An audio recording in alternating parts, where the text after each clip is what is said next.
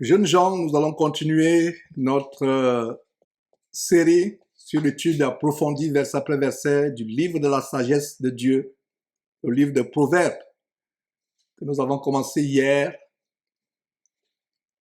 Aujourd'hui, nous poursuivons avec le chapitre 2, comme je l'ai annoncé.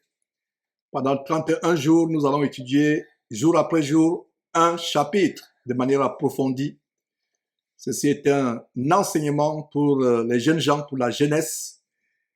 Et nous allons tout simplement poursuivre. Et comme je disais hier, ma prière est que cet enseignement vous transforme, faire de vous de nouvelles personnes, de merveilleuses personnes, de meilleures personnes, afin que vous viviez le restant de vos jours sur cette terre dans la crainte de Dieu, dans la droiture, dans l'honnêteté, dans la haine du péché. Donc c'est un plaisir pour moi de continuer cette série. Et je rends grâce à Dieu des résumés que quelques-uns parmi vous ont donnés. Et ça montre que vous étudiez parfaitement. J'ai posé les questions à quelques-uns qui ont enregistré, qui ont répondu, et j'aimerais que tous ceux qui suivent cet enseignement le suivent, mémorisent les versets qui sont donnés et ne se limitent pas à le suivre, mais le mettre en application. Parce que ne soyez pas des auditeurs oublieux qui écoutent la parole de Dieu d'une oreille et ça sort de l'autre oreille. Ils sont des auditeurs oublieux. La parole de Dieu donne une très grande promesse dans le livre de Jacques, à savoir que celui qui aura plongé ses regards dans la loi parfaite et qui la méditera sans être un auditeur oublieux, il sera heureux. Il sera heureux. Donc ne vous contentez pas seulement d'écouter, mais mettez en pratique. Ma prière est véritablement que cet enseignement vous donne la sagesse, vous donne l'intelligence divine, vous transforme, vous transforme. Alors, nous avons vu le chapitre 1er hier, et par la grâce de Dieu, nous allons poursuivre et voir les révélations, les conseils divins, la sagesse divine dans ce chapitre 2, en ce grand jour de l'an de grâce 2021, le lundi 15 novembre. Donc nous voyons au verset 1 ceci. Mon fils, si tu reçois mes paroles et si tu gardes avec toi mes préceptes, si tu tends ton oreille attentive à la sagesse et si tu inclines ton cœur à l'intelligence, oui, si tu appelles la sagesse et si tu élèves la voix vers l'intelligence, verset 4, si tu la cherches comme l'argent, si tu la poursuis comme un trésor, verset 5, alors tu comprendras la crainte de l'Éternel et tu trouveras la connaissance de Dieu. Du verset 1 au verset 5, nous avons des conditions. Dieu est un Dieu juste. Il nous donne des conditions à suivre. Dieu ne force personne. Je connais quelqu'un qui se prend pour Dieu, mais qui n'est pas Dieu, qui force. Le faux Dieu, le diable, c'est lui qui force. Notre Dieu ne force personne, absolument personne. Il donne une condition. Il dit, mon fils, si tu reçois, c'est la condition que Dieu donne. Si tu reçois, c'est à toi, jeune homme, jeune fille, de saisir cette condition aujourd'hui, de saisir le défi que Dieu te lance. Dieu n'est pas un homme pour mentir, ni fils d'un homme pour se repentir. Ce qu'il a dit, ne le fera-t-il pas? Ce qu'il a déclaré, ne l'exécutera-t-il pas? C'est nous les hommes qui mentons. Mais Dieu ne ment pas. Et je viens de vous citer justement Nombre chapitre 23, verset 19, qui dit, Dieu n'est point un homme pour mentir, ni fils d'un homme pour se repentir. Ce qu'il a dit, ne le fera-t-il pas? Ce qu'il a déclaré, ne l'exécutera-t-il pas? Dieu n'est pas un menteur. Alors, jeune homme, Dieu te lance un défi pour ta vie. Jeune fille, Dieu te lance un défi pour ta vie. Il dit quoi? Mon fils. Et toi, adolescente, jeune fille, en lisant ce verset, lis ma fille. Et comme je le disais, c'est l'enseignement d'études approfondies, verset après verset, du livre de Proverbes, le livre de la sagesse divine. C'est dirigé aux jeunes, mais les aînés, les parents pourront aussi tirer instruction. Ils pourront aussi écouter et tirer instruction. Alors, relisons du chapitre 1 au chapitre 5, le défi que Dieu lance. Dieu donne une condition, il dit, si, c'est une condition. Quand vous voyez dans la Bible, si, c'est une condition. Alors Dieu donne la condition en disant, si tu tends ton oreille attentive à la sagesse. Malheureusement, aujourd'hui, dans cette génération dans laquelle vous et moi nous vivons, les oreilles des jeunes ne tendent pas la sagesse de Dieu. Les oreilles des jeunes tendent plutôt aux choses mondaines, aux choses frivoles, la musique du monde. Quelques-uns parmi vous ont été témoins de ce qui s'est passé à Houston il y a quelques jours. Comment cet artiste visiblement satanique a fait un concert où 10 personnes ont été tuées et la 10e personne justement est morte aujourd'hui, âgée de 9 ans. Un jeune, il est mort, âgé de 9 ans. Je ne sais pas ce qu'il va aller faire à ce concert où ce rappeur, je ne sais pas s'il est rappeur, peu importe le genre de musique diabolique qu'il fait. Beaucoup de personnes ont été blessées. La 10e victime, morte aujourd'hui, un jeune, 9 ans. Et ça fait tellement mal de savoir cela. Jeunes gens, tendez vos oreilles attentives à la sagesse de Dieu. Ne tendez pas vos oreilles aux choses mondaines, la musique du monde. Aujourd'hui, les oreilles des jeunes démangent pour entendre des choses qui ne plaisent pas à Dieu, des choses qui ne sont pas bienséantes. On va sur les réseaux sociaux, écouter des blagues à longueur de journée. On va sur WhatsApp, Facebook, TikTok, écouter des blagues à longueur de journée, des musiques mondaines, des films. Cela ne sied pas à quelqu'un qui recherche la crainte de Dieu et la sagesse de Dieu. Alors Dieu te donne un défi, jeunes gens, jeune homme plutôt, jeune femme. Mon fils, si tu reçois mes paroles, si tu reçois, il ne faut pas recevoir les paroles de Dieu comme un perroquet, parce que même un perroquet peut réciter les paroles de Dieu, mais recevoir au point où elles changent votre vie, les recevoir au point où elles façonnent votre vie, les recevoir au point où elles transforment votre vie. Alors mon fils, si tu reçois mes paroles et si tu gardes avec toi mes préceptes, les préceptes c'est les commandements, les ordonnances, si tu gardes, garder c'est garder précieusement comme un trésor. Si tu gardes, garde, prends avec toi et garde. Ce sont les choses précieuses qui sont gardées. Pourquoi y a-t-il des policiers ou des agents de sécurité ou des banques? Parce qu'il y a des choses précieuses à l'intérieur, n'est-ce pas? Pourquoi il y a des gardes autour des maisons des gens importants de ce monde? Pourquoi il y a des gardes autour de la Maison Blanche, par exemple? C'est parce que c'est des personnes importantes. Alors, Dieu te dit de garder ces préceptes parce que ces préceptes sont tellement importants. Et si tu gardes avec moi, avec toi, tes préceptes, c'est toi qui gardes. Verset 2, si tu rends ton oreille, l'oreille que Dieu t'a donnée ne doit pas écouter à longueur de journée des choses insensées, des choses mondaines, des musiques diaboliques. Parce que la musique est pour adorer Dieu. Et c'est ce que je dis souvent à mes enfants, que la musique est pour adorer Dieu. Adorer Dieu. Aucune musique sur terre toute musique, qui n'adore pas Dieu est du diable. La musique est pour la louange à Dieu. Alors, nos oreilles et vos oreilles à vous jeunes doivent être élevées, exercées à être attentives à la sagesse. C'est une discipline. Nous avons hérité de nos ancêtres Adam et Ève les oreilles pécheresses, les oreilles charnelles.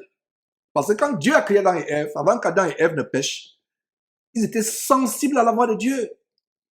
Leurs oreilles étaient aiguisées, exercées à entendre Dieu parler, à entendre la sagesse de Dieu. Mais une fois que le diable, en la forme d'un serpent, les a trompés, ils ont chuté, Ils ont mangé l'arbre pourtant dont il leur était défendu de manger. Dieu leur avait donné cet ordre. Vous mangerez de tous les arbres du jardin, mais pour ce qui est de l'arbre de la connaissance du bien et du mal, vous n'en mangerez point. Et le diable les a séduits, ils ont mangé. Et quand ils ont péché contre Dieu, la nature pécheresse du diable est entrée en eux. Et nous tous, vous et moi, qui écoutons cet enseignement aujourd'hui, nous sommes héritiers de cette nature pécheresse diabolique.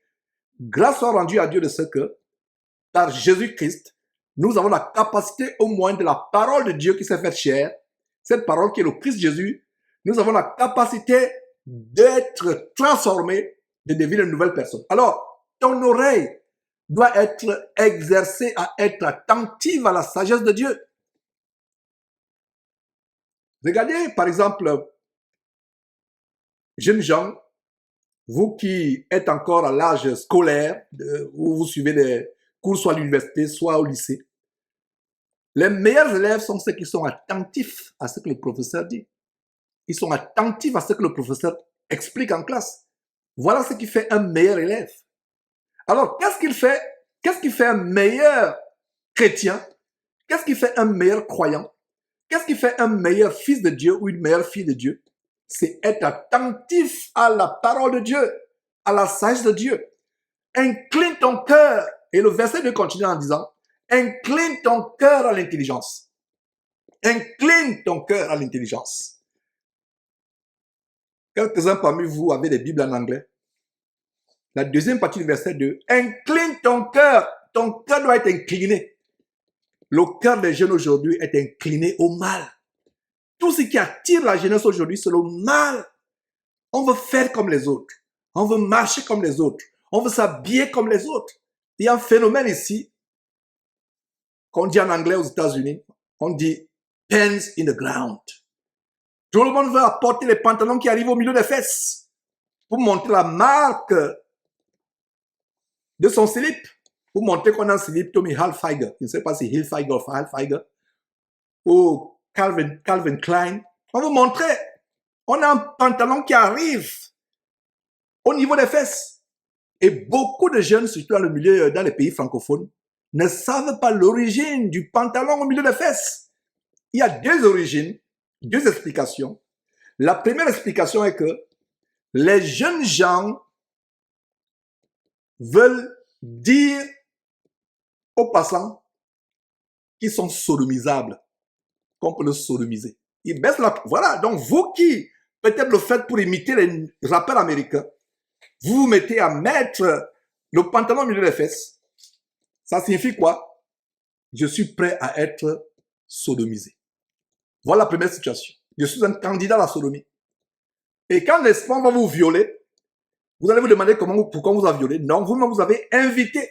Et non seulement vous invitez à la sodomie physique, c'est aussi une invitation à l'infiltration des démons d'homosexualité. Voilà ce qui se passe. Voilà, jeunes gens, ce qui se passe. Voilà ce qui se passe. Voilà la première explication du pantalon au milieu des fesses, qui descend au milieu des fesses, qu'on appelle pants on the ground. La deuxième explication vient du milieu carcéral américain. Qu'est-ce qu'on entend par milieu carcéral? Les prisons américaines. Dans les ghettos, les sous-quartiers américains, aller en prison, c'est un symbole de fierté. C'est une preuve que dans le quartier, on est caïd. Alors, en prison, quand vous entrez en prison, la première chose qu'on fait, c'est on enlève votre ceinture, vos chaussures, tout ce qui peut être nature à infliger du mal à un autre prisonnier ou à vous faire du mal à vous-même. Avec la ceinture, on peut se faire mal.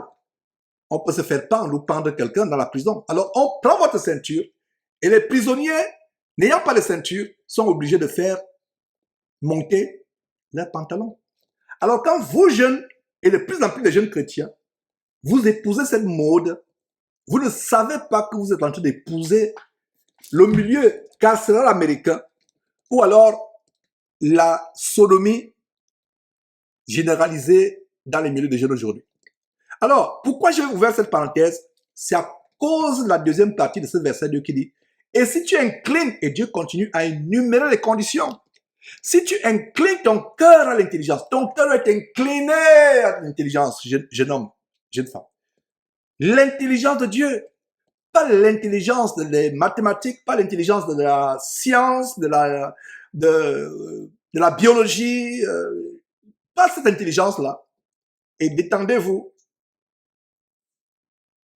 Il ne s'agit pas de vous décourager de faire vos études.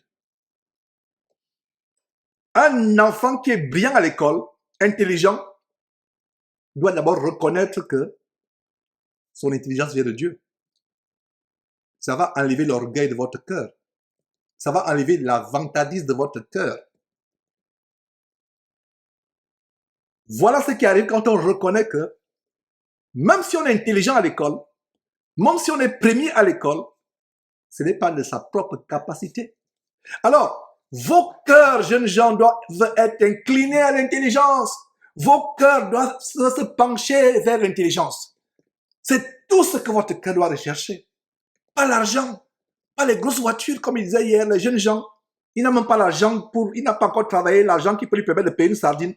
Mais il pense déjà au Maserati. Il pense déjà aux voitures. Il connaît même toutes les marques de voitures de Elon Musk. Il connaît tout. Il te parle des marques d'avions privés, de Cessna et autres. Il connaît toutes les marques de téléphones de grand cri. Cela ne doit pas être le cas d'un enfant qui craint Dieu. Embrassez la modestie, embrassez l'humilité, embrassez le contentement, contentez-vous de ce que vous avez. Donc si tu inclines ton cœur à l'intelligence, verset 3, oui, si tu appelles la sagesse, jeune homme, jeune fille, ma fille, mon fils, lis très bien le verset 3. Le verset 3 te révèle, te donne une révélation que tu peux appeler la sagesse. À partir d'aujourd'hui, appelle la sagesse. Quand tu veux faire les mauvaises choses, quand la tentation est forte, rappelle-toi de ces enseignements, appelle la sagesse au secours. Et nous sommes à travers cette série qui a commencé hier, l'étude approfondie, chapitre après chapitre, verset après verset du livre de la sagesse divine qui est Proverbe. Nous sommes en train d'appeler la sagesse. Et quand vous êtes dans des situations où vous êtes dos au mur, le diable va vous amener à pécher, va vous amener à affliger Dieu, appelle la sagesse au secours. Et si tu élèves, le verset 3 continue, et si tu élèves la voie vers l'intelligence, et si tu la cherches comme l'argent, est-ce que vous saviez que Dieu voudrait que nous cherchions l'intelligence comme de l'argent? Regardez comment les gens se tuent, ils se lèvent à 5 heures du matin, ils travaillent jusqu'à tard pour chercher de l'argent. Mais Dieu dit quoi? Ce n'est pas l'argent que nous devons chercher. Cherchons l'intelligence, comment chercher l'argent. Ma prière, c'est que ce livre vous transforme. Le livre de Proverbes fasse de vous des chrétiens à part. Et honte à quelqu'un qui aurait suivi ce séminaire jour après jour et qui aurait eu une vie contraire à ce que nous sommes en train de voir. C'est un privilège pour chaque jeune homme, chaque jeune fille de suivre l'infinie grandeur des révélations contenues dans ces livres. Ce serait une honte si votre vie plus tard est le contraire de ce que je suis en train de vous enseigner. Ce serait une honte. Ce ne sera pas une honte pour moi qui enseigne. Ce serait une honte pour vous. Parce que moi qui vous enseigne ces choses, personne ne me les a enseignées. Ma vie aurait été différente si j'avais eu un père qui m'avait fait asseoir pour m'enseigner ces choses. Ma vie aurait été différente, absolument différente, que j'aurais évité beaucoup d'erreurs que j'ai faites dans ma vie, dont j'apporte encore les conséquences. Jusqu'aujourd'hui, et je rends grâce à Dieu de ce qui m'a éloigné ces conséquences. Mais les séquelles sont là. Ma vie aurait été différente. Il y a des erreurs que j'ai commises parce que personne ne m'avait enseigné ce que je suis en train d'enseigner aujourd'hui. Alors, cherche l'intelligence, la sagesse comme l'argent. Cherche. Les gens qui cherchent l'argent sont prêts à tout faire Et comment un jeune peut chercher l'intelligence comme l'argent? Le chapitre précédent que nous avons vu hier a répondu à cette question. Éviter les mauvaises compagnies. Rechercher la compagnie des personnes qui craignent Dieu. Exercer son cœur à s'incliner aux choses divines, aux choses droites de la parole de Dieu. Exercer son oreille à être attentif à la sagesse. Voilà comment vous cherchez l'intelligence, la sagesse comme l'argent. Cherchez, c'est un effort à faire. C'est pas quelqu'un qui va le faire à votre place. Chacun doit décider à partir d'aujourd'hui. Moi tel, tu prends la décision, toi qui m'écoutes, jeune homme, mets ton nom devant ce verset. Là où c'est mon fils, si je t'appelle Paul, mets mon fils entre parenthèses Paul. Si je t'appelle Martial, mets mon fils entre parenthèses Martial. Si je t'appelle Brigitte, mais c'est ma fille, entre parenthèses, Brigitte. Ça s'adresse à toi. Dieu te lance un défi. Il y a plusieurs si. Si tu fais ceci, verset 1, si au verset 1 apparaît deux fois. Si au verset 2 apparaît deux fois. Si au verset 3 apparaît deux fois. Si au verset 4 apparaît deux fois.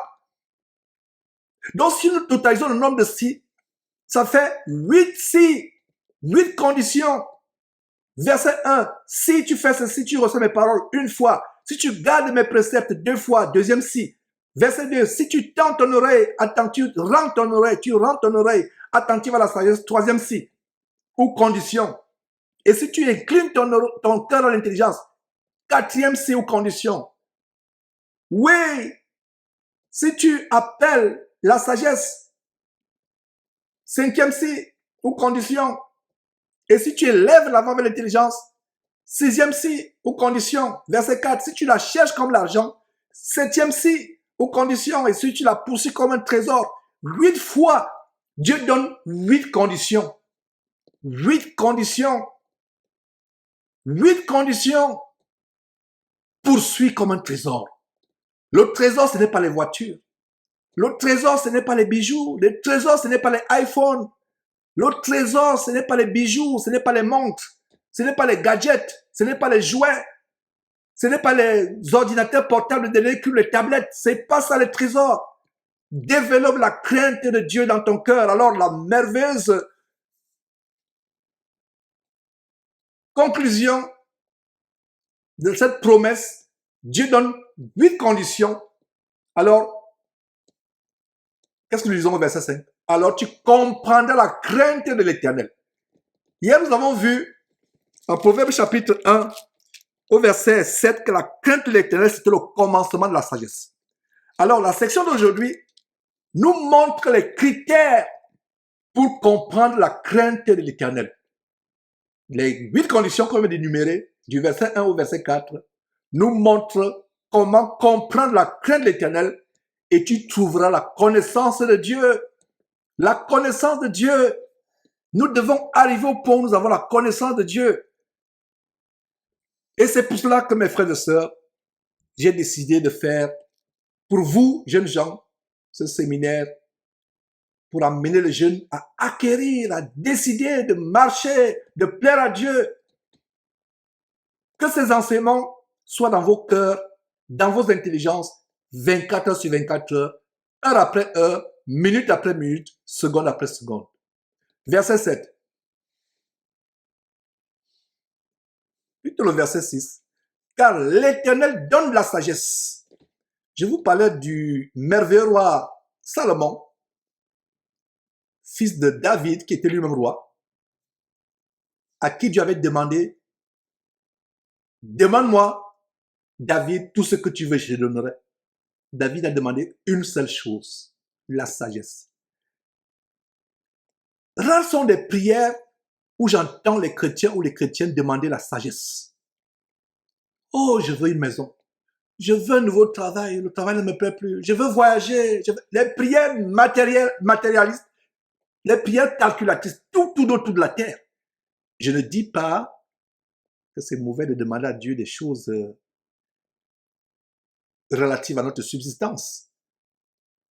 Mais l'observation que je fais, c'est que j'ai rarement ou presque pas entendu dans les prières un chrétien dire « Seigneur Dieu, je ne veux rien d'autre que ton intelligence. » Et nous voyons la révélation ici au verset 6, car Dieu donne la sagesse. Si tu penses que les décisions que tu as toujours prises dans ta vie, jeune homme, jeune femme, sont toutes des décisions bêtes, stupides, folles, alors tu as un problème. Demande à Dieu et il donne la sagesse, car l'Éternel donne la sagesse. De sa bouche sortent la connaissance et l'intelligence. La bouche et la Bible que nous avons avec les 66 livres de Genèse chapitre 1 verset 1, Apocalypse chapitre 22 verset 21. La Bible a le résumé de ce qui sort de la bouche de Dieu. C'est pour ça que lisez la parole de Dieu chaque jour. Chaque jour. La journée commence, commencez à lire la parole de Dieu. Terminez votre journée en méditant la parole de Dieu. Commencez votre journée en méditant la parole de Dieu. Verset 7. Il, Dieu, ou l'Éternel, tient en réserve le salut pour les hommes droits. Comme je disais hier, Dieu a en horreur la malhonnêteté. Dieu a en horreur le mensonge, la fourberie, la fraude. Dieu tient en réserve le salut pour les hommes droits. Et ma prière est que tout jeune homme, toute jeune femme ou adolescent qui suit cet enseignement, que vous soyez transformés et deveniez des personnes droites devant Dieu. Et la révélation que nous avons au verset 7, c'est que Dieu tient en réserve le salut pour les hommes droits. Un bouclier pour ceux qui marchent dans l'intégrité. Le mal ne peut pas vous atteindre quand Dieu est un bouclier pour vous. Parce qu'il est dit au verset 7 que Dieu tient en réserve le salut ou délivrance. Et la première délivrance, c'est la délivrance du péché. Tu ne peux pas être délivré de la masturbation, des stupéfiants, de la drogue, de tout ce qui te retient captif, si tu n'aimes pas la sagesse de Dieu. Et mieux encore, le verset 7 nous montre comment Dieu te protège de tout ce qui peut être une attaque pour toi. Un bouclier, c'est ce qui protège. Dans les temps anciens, la Rome antique, le bouclier était ce qui protégeait la poitrine. Parce qu'un soldat, comme les soldats romains, aguerri, expert en l'art de combat, l'art martial, savait que pour atteindre son ennemi, pour frapper son ennemi et s'assurer la mort instantanée de son ennemi, il devait toucher le cœur. Alors, nous avons ici la révélation selon laquelle Dieu est un bouclier pour ceux qui marchent dans quoi? Dans l'intégrité.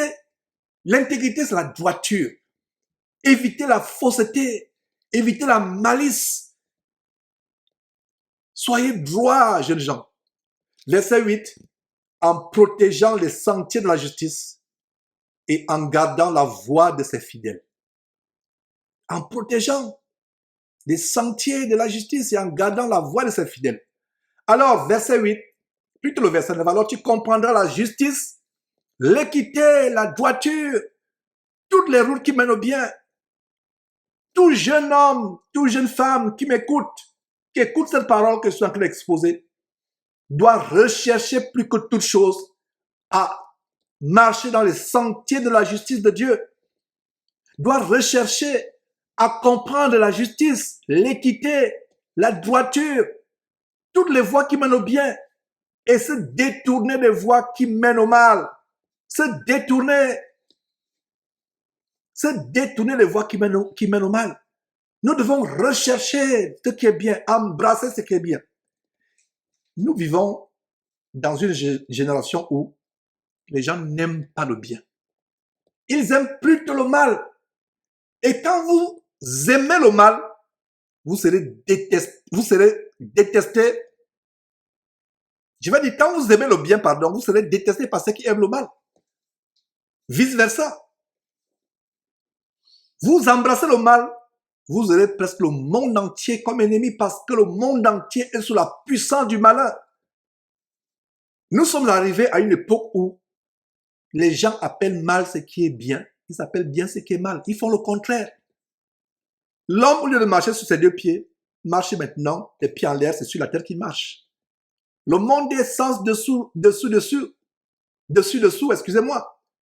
Alors, tu comprendras la justice, verset 9, l'équité, et c'est la volonté de Dieu que tu comprennes ce qui est droit, la justice, haïr le péché, haïr ce qui est mauvais. Alors tu comprendras la justice, l'équité, la droiture, toutes les routes qui mènent au bien. Verset 10, car la sagesse viendra dans ton cœur. La sagesse viendra dans ton cœur. Ouvre ton cœur, jeune homme, jeune femme, pour que la sagesse de Dieu y habite. Tu peux avoir tout sur cette terre. Tu peux être l'enfant le plus intelligent à l'école. Tu peux avoir les parents les plus riches, tu ne peux manquer de rien. Mais si la sagesse de Dieu ne vient pas dans ton cœur, tu es zéro, tu es nada, tu es rien, absolument rien. Donc tu dois arriver au point où tu demandes à la sagesse de Dieu d'ouvrir ton cœur. Ouvre ton cœur. La sagesse de Dieu entre dans ton cœur. À partir d'aujourd'hui, appelle la sagesse ton ami. Hais le mal. Détourne-toi du mal. Il y a un jeune qui m'écrivait là, il n'est pas le seul. Beaucoup de jeunes m'écrivent. Il me dit, Georges, grand frère, j'ai besoin de te délivrer la masturbation. J'ai essayé, je n'arrive pas à m'en débarrasser. Je lui dis, je suis désolé, jeune homme, Dieu ne nous délivre pas de nos amis. Dieu te donne de l'amour. Dieu ne sépare pas les amis. Si la masturbation est ton ami, Dieu ne t'en séparera pas. Si l'ivrognerie est ton ami, Dieu ne t'en séparera pas. Il faut d'abord arriver au point où tu détestes au plus haut point. Il y a quelqu'un qui m'a écrit aussi. Beaucoup de jeunes m'écrivaient. J'ai compris que c'est le problème numéro 1 des jeunes gens. Se souiller. Et quand ils m'écrivent, je sens la malice passer d'attendre à ce que je prenne rendez-vous avec eux pour dire que okay, nous allons avoir une session par WhatsApp avec vidéo où je vais procéder à la délivrance. Ils ont été habitués à ces pasteurs marabouts, vendeurs d'illusions qui leur font des délivrances. La discipline est l'étape numéro 1 pour se délivrer. L'apôtre Paul lui-même dit quoi? Je traite durement mon corps et je le tiens assujetti. Il faut arriver au point où on traite durement son corps. On donne des ordres au corps. On dit, ma main, je ne te permettrai plus de faire des choses mauvaises. Je ne te permettrai plus de souiller mon corps. Je ne te permettrai plus cela. Ma main, tu n'as aucune autorité sur moi. Tu n'as aucun pouvoir sur moi. Je te domine. Je te domine. Voilà. Et je peux vous lire cela en 1 Corinthiens chapitre 9, au verset 27. Il est dit quoi? Notez ce verset, s'il vous plaît. C'est le propre exemple de l'apôtre Paul. Je traite durement mon corps et je le tiens assujetti de peur d'être moi-même rejeté après avoir prêché aux autres. Apprenons l'abstinence. Ce n'est pas mauvais. Et comme je l'ai toujours dit, enseignant les jeunes, comme je suis en train de le faire, si un jeune homme atteint 14 ans, 15 ans, sa libido n'est pas flamboyante, sa chair ne s'enflamme pas, ses parents devraient l'amener voir un médecin. Il y a un problème avec ce jeune. C'est normal que votre corps, du fait du développement hormonal, embrase votre libido. C'est normal que votre libido soit embrasé. C'est normal.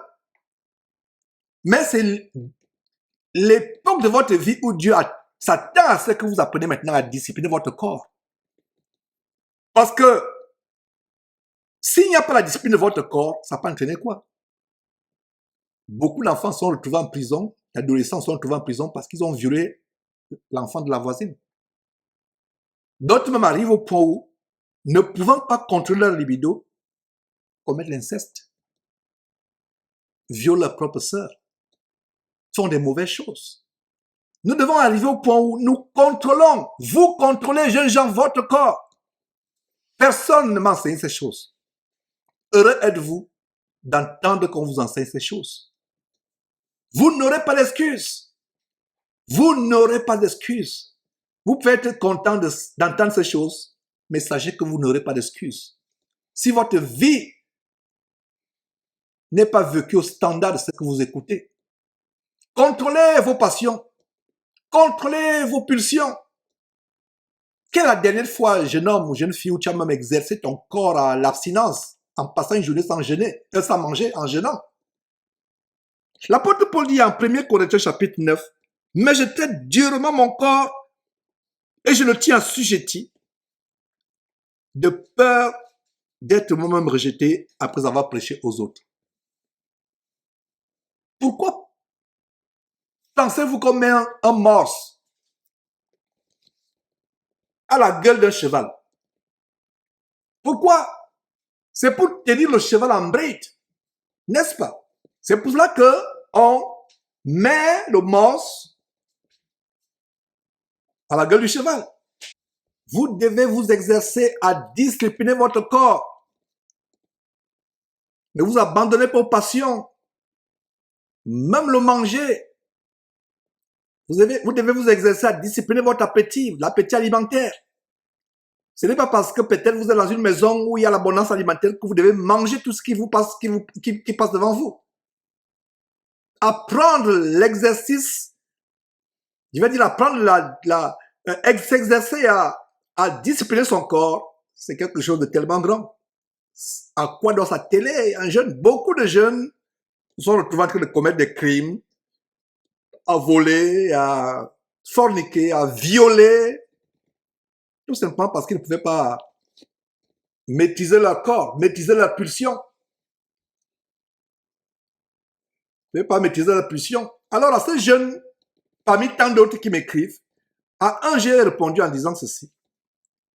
Imagine-toi que jeune homme, tu as arrangé ta chambre, tu l'as nettoyé en fond en comble, elle est tellement propre, tu as dressé ton lit et quelqu'un vient mettre un gros rat pourri rempli d'asticots. Tu ne vas pas chercher de l'aide. Tu ne vas pas dire, aidez-moi à enlever cette saleté de mon lit. Parce que c'est dégoûtant.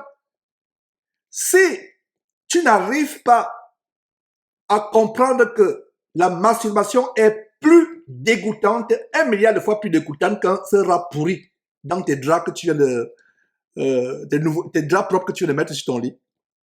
Si tu ne comprends pas ça, c'est que tu n'as rien compris. Nous devons comprendre que le péché est nauséabond. J'espère que vous comprenez l'expression nauséabond. Ça veut dire que dégage une odeur insupportable devant Dieu. Surtout le péché sexuel. Et les jeunes gens aujourd'hui, au lieu que leur cœur s'incline, se penche à l'intelligence de Dieu, leur cœur s'incline plutôt à la sexualité précoce. On se suit les yeux avec la pornographie sur Internet. On veut découvrir des choses qui sont réservées aux adultes. Il y a un temps pour tout. C'est dans le cadre du mariage qu'on expérimente les plaisirs que Dieu a établis pour l'homme et la femme uniquement dans le cadre du mariage. Ce n'est pas avant le mariage, ce n'est pas hors mariage. Tu n'es pas encore marié, jeune femme. Ne pense même pas à un homme. Tu n'es pas marié, jeune homme. Ne pense, même la seule pensée, repens-toi de cette pensée, de penser à une femme. Tu n'es pas encore marié, il y a un temps pour tout. Ne pense pas. Même la pensée.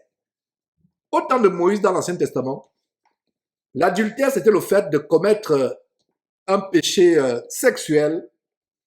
Mais au temps de Jésus-Christ,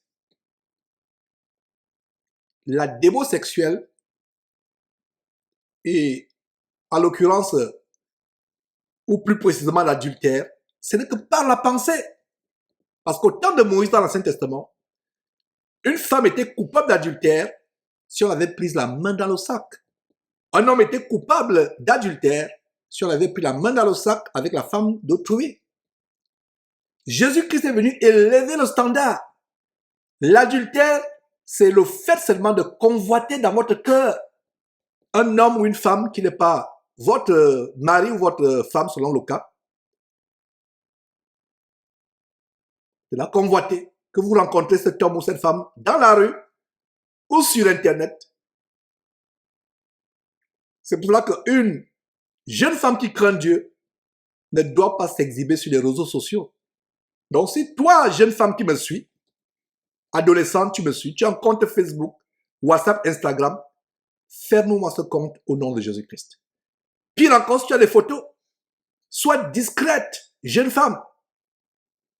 Ferme tes jambes et ouvre uniquement tes jambes au mari que Dieu va te donner. Jeune homme, ne répands pas ton énergie sur les places publiques, à gauche, à droite. Cultive l'abstinence, réserve ta vie, réserve ton énergie, réserve la force de ta jeunesse à la femme que Dieu va te donner si c'est la volonté de Dieu que tu sois marié. Voilà des conseils que les jeunes aujourd'hui doivent suivre afin de vous détourner du mal, parce que le fléau numéro 1 des jeunes gens aujourd'hui, c'est qu'ils inclinent leur cœur, non pas à l'intelligence de Dieu, mais ils inclinent leur cœur à ce qui est mauvais. Ils inclinent leur cœur à ce qui est mauvais. Nous étions où? Je pense que nous sommes au verset 10.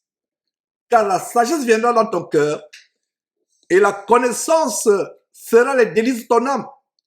La réflexion veillera sur toi. L'intelligence te gardera. C'est ce qu'il disait hier. Et allez encore suivre les sections précédentes, comme la section que nous avons, par laquelle on a commencé hier, la section première, le chapitre premier. Beaucoup de jeunes ont posé les actes sans réfléchir. Que nous dit le verset 11? La réflexion. Avant de poser un acte, réfléchis. Ça va te garder, ça va te veiller sur toi, ça va t'éviter de tomber dans la fosse. Beaucoup de jeunes se retrouvent morts. Beaucoup de jeunes se retrouvent morts. Beaucoup de jeunes se retrouvent en prison parce qu'ils ont posé des actes sans réfléchir. C'est pour ça que le verset 11 dit quoi? La réflexion veillera sur toi, l'intelligence te gardera. Donc un jeune homme sans intelligence, sans réflexion, n'a pas de protection. Il n'a pas de protection, il est livré à Satan. Verset 12. Pour te délivrer de la voie du mal, de l'homme qui tient des discours pervers. Pour te délivrer de la voie du mal, de l'homme qui tient des discours pervers. Verset 13. De ceux qui abandonnent le sentier de la droiture, afin de marcher dans les chemins ténébreux. Et hier, Dieu vous parlait au chapitre en vous disant, si des incroyants, des gens impies, des pécheurs veulent vous séduire, vous vous entraînez sur la voie du mal, détournez-vous de leur voie. Vous devez marcher dans les sentiers de la droiture au lieu de prendre le chemin ténébreux. Le chemin de la débauche sexuelle, du mensonge, de la fraude, du faux, de l'amour du monde. Verset 14. Qui trouve de la jouissance à faire du mal. Il trouve de la jouissance à faire du mal. Il trouve de la jouissance à faire du mal. Il trouve de la jouissance à faire du mal. Voilà ce à quoi leur cœur s'incline. Vous devez vous détourner de telles personnes qui mettent leur plaisir dans la perversité. Soulignez le mot perversité. La perversité, c'est des choses abominables, telles qu'un homme qui couche avec un homme, un homosexuel, une femme qui va avec une femme, une lesbienne, des hommes qui vont avec des animaux, des zoophiles. C'est la perversité. Et la plupart des jeunes aujourd'hui, à cause de Hollywood, à cause d'Internet, ont le cœur changé. Leur cœur s'incline dans les choses perverses. Verset 15. Qui suivent les sentiers détournés et qui prennent des routes tortueuses. Des routes tortueuses. Évitez la compagnie de toute personne qui peut vous entraîner à la mort ou en enfer plus tard. Recherchez la compagnie de toute personne qui vous encourage à aller au ciel. Verset 16. Pour te délivrer de la femme étrangère, de l'étranger qui emploie des paroles doucereuses. Et là, c'est un aspect tellement important, surtout pour les adolescents qui ont dépassé 15 ans, qui vont vers 20 ans, qui commencent à découvrir leur corps, du fait du développement hormonal, la femme étrangère commençait à convoiter, aller sur Internet, chercher la nudité des femmes, commencer à voir les femmes nues. La seule femme, jeune homme, que tu dois voir nue, c'est ta femme que Dieu te donnera dans ton futur. Le seul homme que tu dois voir nu, adolescente, jeune sœur, c'est l'homme que Dieu te donnera. Tes yeux ne doivent pas se poser sur la nudité d'un homme ou d'une femme, autre que ton mari que Dieu te donnera ou ta femme que Dieu te donnera selon que tu es homme ou femme. Le faire, c'est un grand mal. Si quelqu'un écoute cet enseignement et que par le passé, soit il y a quelques jours, il y a quelques mois, ses yeux sont posés sur une femme nue ou sur un homme nu, qu'il se repente avec larmes. Parce que c'est un grand mal, c'est un mal terrible devant Dieu, c'est terrible, c'est un grand mal. Et vous devez comprendre que c'est un mal, vous devez détester ces choses avec passion. Détester ces choses avec passion. Vous devez détester ces choses avec passion. Détester le mal. La femme étrangère. Et aujourd'hui, la télévision est remplie de femmes étrangères. Internet est rempli de femmes étrangères. Et les jeunes gens se délectent de la nudité des hommes, soit des femmes, sur Internet. Jeune homme, puisse ton amour pour la droiture te délivrer la femme étrangère. Et derrière les femmes étrangères, c'est les démons. Quand tu prends tes mains pour te masturber, pour te procurer toi-même du plaisir, quand tu prends tes yeux pour aller balayer Internet pour rechercher la femme étrangère, tu penses que c'est ta chair qui prend du plaisir, n'est-ce pas? C'est vrai en partie. Mais il y a une autre partie de la vérité, c'est quoi? Tu fais plaisir aux démons. Quand tu regardes les mauvaises choses sur Internet, tu es sous l'emprise des démons. Quand tu amènes ton corps à faire les mauvaises choses, tu es sous l'emprise des démons. C'est pour ça que le verset 16 parle de la délivrance. Parce que derrière la femme étrangère, il y a un démon qui se cache. C'est pour ça que beaucoup de jeunes aujourd'hui sont accros, sont addicts, accros à la pornographie et à la masturbation parce que les deux vont de pair. Et ils ont du mal à s'en détourner. Parce qu'ils sont mis à corde au cou. Ils ne peuvent plus s'en détourner. Ils sont addicts, ils sont possédés. Jeune homme, jeune femme, que cela ne soit pas ton cas. Que cela ne soit pas ton cas. Verset 16 à nouveau pour te délivrer de la femme étrangère, de l'étrangère qui emploie des paroles doucereuses. Regardez les paroles doucereuses. Les paroles mielleuses. C'est comme du miel quand elle parle. Mais à la fin, c'est plus que le cyanure, l'un des poisons les plus mortels du monde. C'est plus que le venin de la vipère. À la fin. C'est plus que le venin de la vipère. Verset 17, qui abandonne l'ami de sa jeunesse et qui oublie l'alliance de son Dieu. Donc voilà quelques descriptions de cette femme étrangère. C'est une femme perverse. Et j'anticipe déjà 2 chapitres qui vont mettre en profondeur les révélations divines contre cette femme étrangère. Les chapitres 6 et 7 que nous allons voir par la grâce de Dieu dans quelques jours. Regardez ce que dit le verset 18. Car sa maison, la maison de qui? De la femme étrangère, penche vers la mort. Et à partir d'aujourd'hui, quand vous lisez femme étrangère, pensez à la séduction sexuelle, à la tentation sexuelle. Surtout pour les jeunes gens. La femme étrangère, sa maison penche sur quoi? Imaginez-vous, vous êtes au bord d'une falaise et il y a une maison qui penche. Et on vous dit d'habiter dans cette maison. Vous n'habiterez jamais dans cette maison, n'est-ce pas? Une maison en planche, des planches pourries. Et elle penche carrément.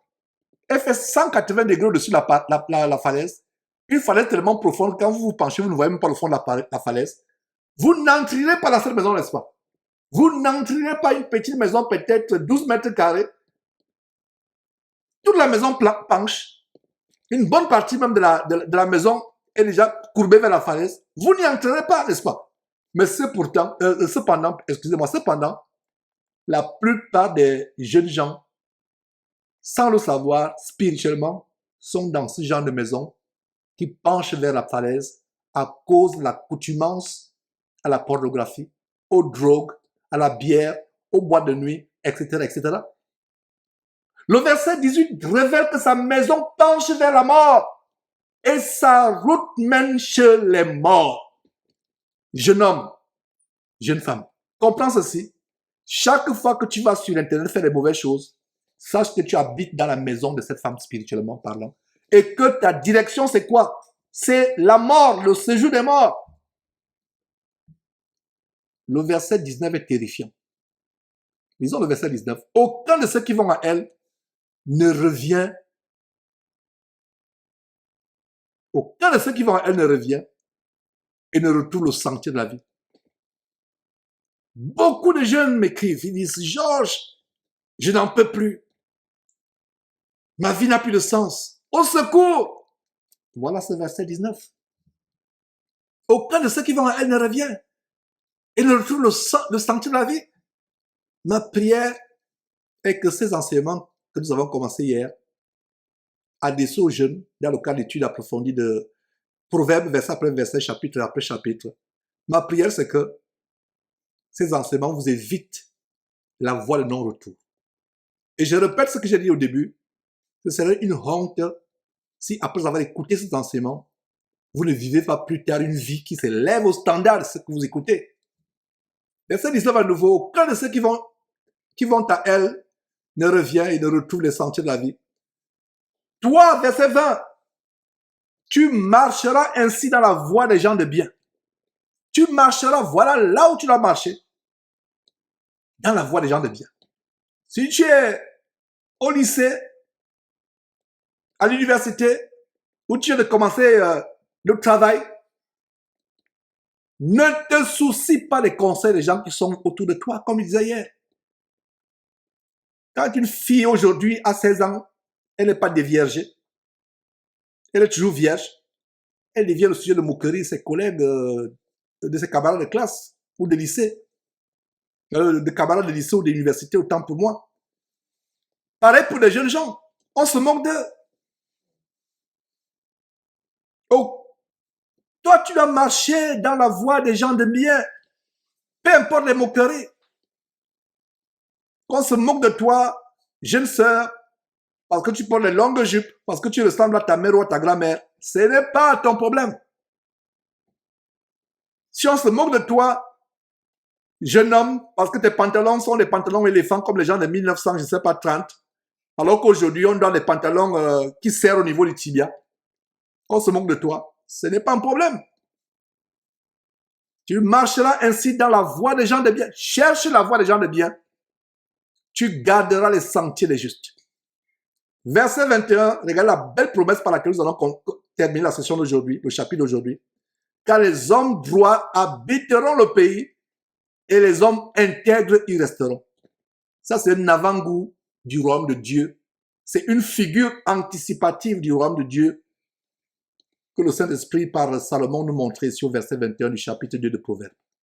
Les hommes droits habiteront le pays. Nous, chrétiens, en lisant ce verset 21, les hommes droits seront ceux qui seront au ciel éternellement. Les hommes droits sont ceux qui seront dans le royaume de Dieu éternellement. Les hommes intègres y resteront. Voilà seuls ceux qui entreront dans le royaume de Dieu. Verset 22, terminons. Mais les méchants seront retranchés du pays. Les infidèles en seront arrachés. Ils seront retranchés de ce pays. Ils en seront arrachés pour être jetés où? En enfer. Éternellement. Prions. Seigneur Dieu, merci pour ton amour infini, pour ta miséricorde, pour ta grâce. Seigneur Dieu, puissent ces enseignements rester gravés dans le cœur de tout jeune homme, jeune fille qui écoute cet enseignement.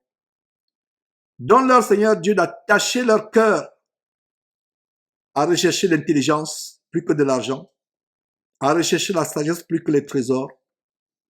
Donne-leur d'être transformés, Seigneur Dieu, Délivre-les de la femme étrangère. Délivre-les des sentiers de la perversité.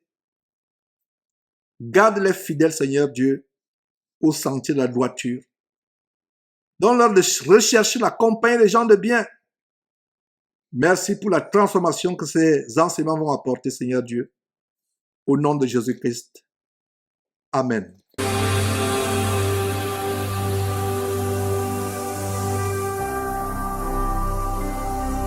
Jésus-Christ TV, vous connaîtrez la vérité et la vérité vous affranchira.